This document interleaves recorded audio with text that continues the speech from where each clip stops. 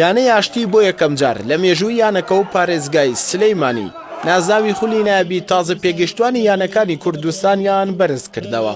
بە یاری ئاشتی و برایەتی کۆتایی هات بە کێبڕکەکانی ئەم وەرزەی خولی نایبی تازە پێگەشتوانی یانەکانی کوردستان و ئاشتیش نازداوەکەی لە یاریگای خۆی بەدەستهێنا.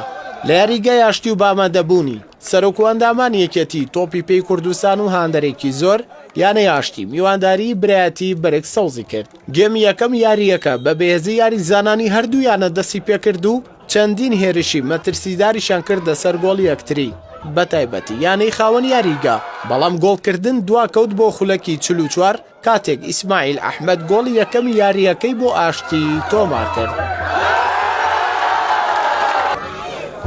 گێمی دووەم یاریەکە جارێکی تر بە بەهێزی هەردوویانە دەستی پێکردەوە. ئەگەر پەلەکردنی یاریزانانی ئاشتی نەبووایە دەیانتوانی گۆڵی زیاتریش تۆمار بکەن. لە بەرامبەر دایانەی برایەتی بەهۆی هێرشە بەردەوامەکانیەوە توانی لە خولەکی 75 گۆڵی بەرامبەر یاریەکە تۆمار بکاتەوە لە ڕێگەی یاریزان محەممەد سەرباز. تا کۆتایی فیکەی ناوبژیوانیش یاریەکە بە گۆڵێک بۆ هەردوو لە کۆتایی هات. دوای تەواوبوونی کاتی یاسای یاریەکە ناوبژیوان لێدانەکانی یەکلاکەرەوەی هەڵبژارد و بۆ یەکلایکردنەوەی ئەنجامەکەش یانی ئاشتی توانی بە 4 گۆڵ بەرامبەر بە 3 گۆڵ ئەنجامەکە بە سوودی خۆی یەکلایی بکاتەوە و ببێتە پاڵەوان.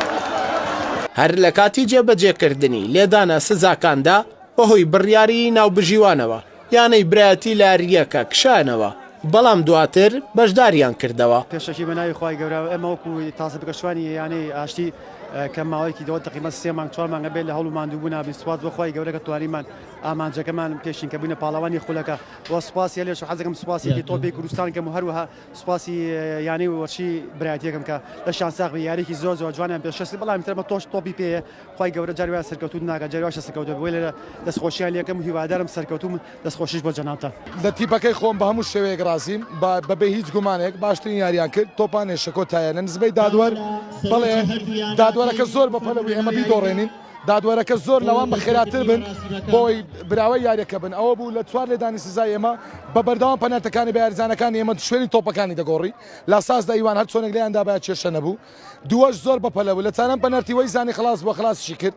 تەنانەت مەزەوە دەڵێن بۆ یەکێک تۆپی کوردستان نیایەتیوە بۆ هەموو گەنجە جوانە بۆ ئەم گەنج شاری هەولێر و شاری سلێمانی نابژیوانێک چێوە تەمەن بچووک نەک بۆ بێ ئەو یاریە بەهێزە و بریارە پڕجەماوەریە بەڕێوەبات.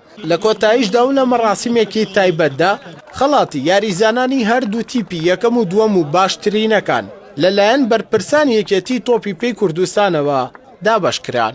ئەردەڵا محەممەد کەناڵی پەیام سلەیمانی.